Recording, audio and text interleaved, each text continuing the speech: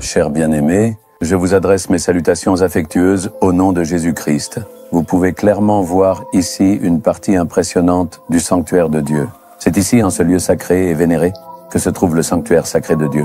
Et vous en voyez ici une partie. Pour ceux qui ne sont jamais venus ici, cet endroit sera nouveau. De nombreuses personnes sont venues ici, ont prié, ont participé et ont reçu des bénédictions.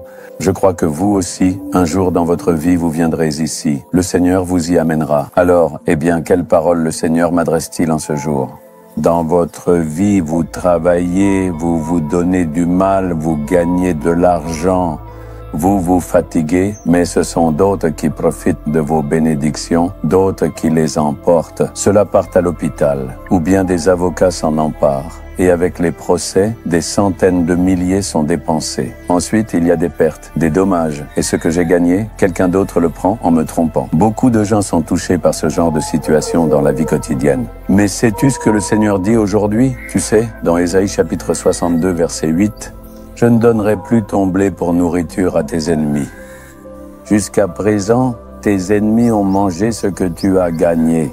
Tout ce que tu as gagné est allé chez eux. Tout ce pourquoi tu as travaillé dur, ils en ont profité. Désormais, cela ne se produira plus. Je ne donnerai plus le fruit de ton labeur, ta récolte durement gagnée, comme nourriture à tes ennemis. » Alors, pourquoi cela a-t-il été donné jusqu'à présent ? Si vous regardez dans la Bible, au chapitre 28 du Deutéronome, il est question de malédiction. Quand une malédiction est présente dans la vie d'une personne, cette personne travaille dur, se donne du mal, mais l'ennemi vient et en profite. Les Israélites ont péché, ont attristé Dieu et sont tombés sous la malédiction, n'est-ce pas ? Ils sèment leurs graines, travaillent dur dans le champ, soigneusement, pour semer, arrosent, enlèvent les mauvaises herbes, surveillent la bonne croissance des plantes, et la saison de la récolte arrive. Au moment où ils se réjouissent en pensant « Nous pouvons récolter cette semaine, la récolte est bonne », alors les ennemis arrivent.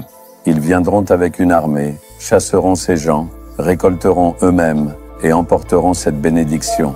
Alors, même si ces gens ont travaillé dur, peiné dans les champs pour produire la récolte, ce sont les autres qui l'emporteront et en profiteront joyeusement. C'est une malédiction qui est venue, en réalité, à cause du péché. Nous peinons, nous travaillons dur, nous gagnons notre vie, nous faisons tant d'efforts, et pourtant c'est quelqu'un d'autre qui en profite, cela va à quelqu'un d'autre. Est-ce que vous pensez parfois ainsi ?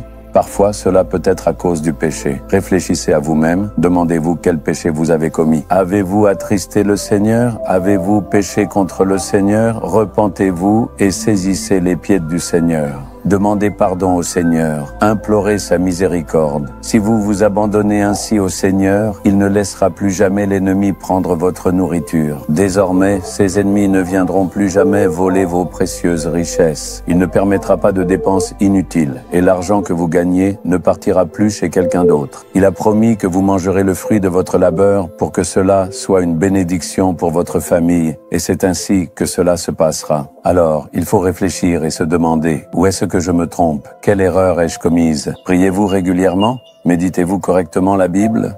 Allez-vous à l'église?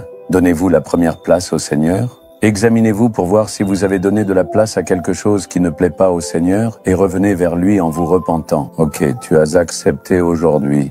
Désormais, l'ennemi ne pourra plus jamais, en aucune façon, emporter d'aucune manière la précieuse bénédiction issue de vos efforts. Maintenant, nous allons prier pour cela. Seigneur, mon Dieu, si jamais j'ai commis une faute, pardonne-moi. Si je t'ai attristé, je te demande pardon. S'il te plaît, pardonne-moi. Si jamais j'ai fait quelque chose qui t'a blessé, qui t'a peiné et qui a ouvert la porte à la malédiction dans ma vie, alors je t'en prie, pardonne-moi. Renverse les effets de la malédiction et bénis-moi, je t'en prie. S'il te plaît, comme tu l'as promis, puisque j'ai peiné, que ma famille et moi puissions manger du grain que nous avons gagné et te louer à partir d'aujourd'hui. Libère-nous de ces dépenses inutiles, de ces pertes et de ces dommages, et bénis-moi, bénis-nous, nous prions au nom de Jésus, Père. Amen, Amen.